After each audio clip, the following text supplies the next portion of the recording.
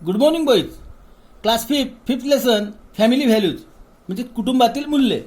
Can you tell? First question, in your family how do you make the decision to go to a trip? तुमच्या कुटुंबात सहलीला जाण्याचा निर्णय कसा घेतात? Do you offer suggestion about the places to visit during the trip? तुम्ही सहलीला जाण्याचे ठिकाण सुचवता का? Third question, do you get to suggest with guest should be invited our during a holiday? सुट्टीत कोणत्या पाहुण्यांना घरी बोलवायचे याबाबत तुम्ही सांगता का? How do you help during preparation from festival on or function at home? कुटुंबातील सण समारंभाच्या तयारीमध्ये तुम्ही कोणती मदत करता? त्यानंतर आहे role in decision making. We live together in a family. Every person like and dislike are different. म्हणजे निर्णय घेण्यामध्ये सहभाग. तुम्ही कुटुंबामध्ये राहता, जे आपण सगळे एका कुटुंबामध्ये राहतो. Every person like and dislike are different. प्रत्येकाची आवड निवड वेगळी असते. Thought and opinion can also differ. त्यांचे विचार आणि मतही भिन्न असू शकतात. We our self are different from other. म्हणजे आपणही इतरांपेक्षा काहीतरी वेगळे असतो. Different from other even so तरीही our thought and opinion can match those of other on various topic. म्हणजे तरी आपले अनेक म्हणजे विचार इतरांशी जुळू शकतात. We have love and affection for each other. आपले एकमेकांविषयी प्रेम आपुलकी असते. We take care of each other and are considered about other peoples well being. म्हणजे आपण परस्परांची काळजी घेतो, विचारपूस करतो. घरातील कोणतीही गोष्ट ठरवताना एकमेकांना विचारत असतो. We talk to each other before making decision about anything in the house. We consult each other and make decision that everyone agree with in way. We are part of the decision making in the family. म्हणजे प्रत्येक निर्णय घेताना परस्परांशी बोलून सर्वांना पटतील असेच निर्णय आपण घेत असतो. म्हणजे अशाच पद्धतीने आपण सर्वजण कुटुंबातील निर्णय घेण्यात सहभागी होत असतो. What happen when everyone has a role in decision making. म्हणजे निर्णय घेण्यात आपण सहभागी झाल्याने काय होते? Each person get the opportunity to say what they think. म्हणजे त्याला आपल्या मनातील प्रत्येक गोष्ट सांगण्याची संधी मिळते. By asking everyone opinion. एकमेकांना विचारून निर्णय घेता येतात. The subject is thoroughly discuss from every accept. म्हणजे प्रत्येक गोष्टीवर आपण डिस्कस करू शकतो, चर्चा करू शकतो. We feel like a more important part of the family when we see that our opinion is valued. म्हणजे घरात आपल्या मताला महत्त्व दिले जाते. हे पाहून आपल्या कुटुंबाबद्दल अधिक जवळीक निर्माण होत असते. Just as we have a role in making decision in your family, we also have a role in public decision making. Newspaper we read about the matter requiring public participation. A few example of such news has been summarized below. आपल्या कुटुंबातील काही निर्णयात जसा आपण सहभाग घेतो तसाच तो आपल्या सार्वजनिक प्रश्नाबद्दलही असतो. वृत्तपत्रात आपण लोकसहभागाच्या काही बातम्या वाचतो. अशाच काही बातम्यांचा सारांश खाली दिलाय, पहा. Read and discuss. वाचा आणि चर्चा करा. Citizen participate is municipal budget planning. Citizen to decide the matter on which to spend money. म्हणजे महानगरपालिकेच्या अंदाजपत्रकामध्ये नागरिकांचा सहभाग, खर्च कोणत्या बाबीवर करावा हे नागरिक ठरवणार. Citizen crowd to suggest improvements to city development plan. शहराच्या विकास आराखड्यामध्ये सुधारणा सुचवण्यासाठी नागरिकांची गर्दी. Inauguration of the road joining 6 village. Join effort by 6 village bear fruit.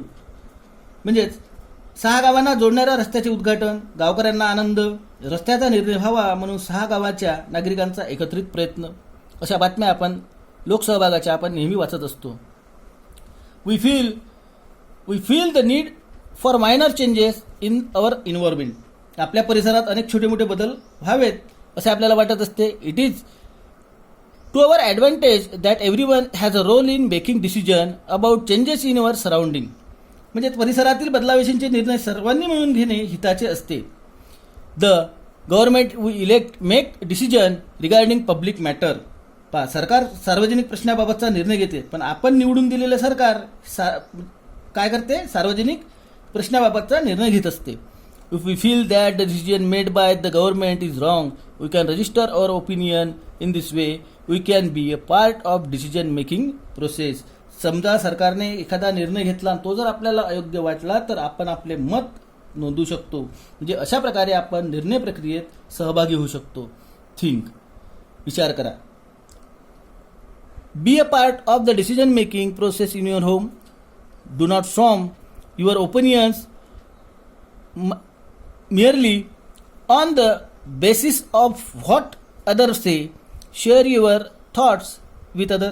म्हणजे कुटुंबातल्या निर्णयामध्ये अवश्य सहभागी व्हा. केवळ इतरांचे म्हणणे ऐकून आपले मत मांडू नका.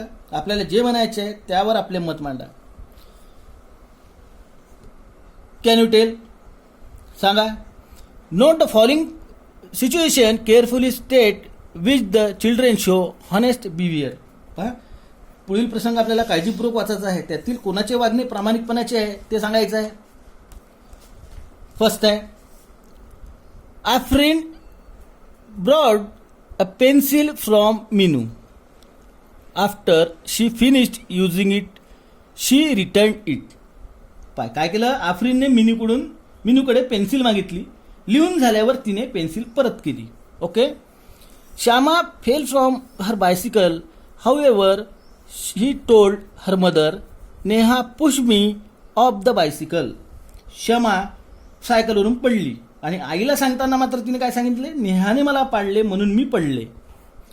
थर्ड आहे, Mary took the bag she found in a rickshaw to a police station. रिक्षात सापडलेली पिशवी मेरीने जवळच्या पोलीस चौकीत जमा केली. यावरचं चुकीचं कोणतं आहे, सेकंड नंबर आहे. ही स्वतः पडली आणि नाव कोणाचं घातलं, नेहाचं घातलं. म्हणजे this is wrong decision. Okay. आता बघू आपण यानंतरचा भाग आहे, effect of honest and dishonest behaviour. म्हणजेच प्रामाणिकपणा व अप्रामाणिकपणाचे परिणाम काय होतात. पाहू. We do many different thing every day. Sometime we make mistakes. पहा, आपल्या हातून बऱ्या काही वाईट गोष्टी घडत असतात, कधी चुकाही होतात.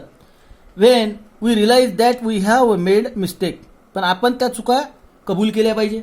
आपण त्या चुका, समजा एखादी आपल्या आईवडिलांना ती चूक लक्षात आली तर आपण ती मान्यसुद्धा केली पाहिजे. We should talk about openly with our friend and family. By doing this we learn to be honest and find a way to correct our mistake. म्हणजेच आपण केलेल्या चुकीबद्दल आपल्या भावंडांशी, मित्रमैत्रिणींशी मोकळेपणाने बोलले पाहिजे. त्यातून आपल्या हातून झालेली चूक सुधारण्याची आपल्याला संधी मिळते आणि त्यातून आपला प्रामाणिकपणा दिसून येतो. It is also necessary to be a honest and sincere in our work. We must try hard to keep the trust in any relationship and never cheat. म्हणजे यामुळे काय होते, आपले काम सचोटीने करणे आवश्यक असते. नात्यामधील परस्पर विश्वास कसोशीने जपणे व कोणाची फसवणूक न करणे हे सुद्धा प्रामाणिकपणाचे एक लक्षण असते. प्रामाणिकपणा आपल्याला निर्भय बनवतो. Okay. We have to be afraid, but if we are dishonest we lose our self confidence. We must be honest at home as well in public. Everyone respect at home honest person. Honesty is your strength. म्हणजेच काय आहे, आपण अप्रामाणिकपणे वागल्यास आपला आत्मविश्वास कमी होतो.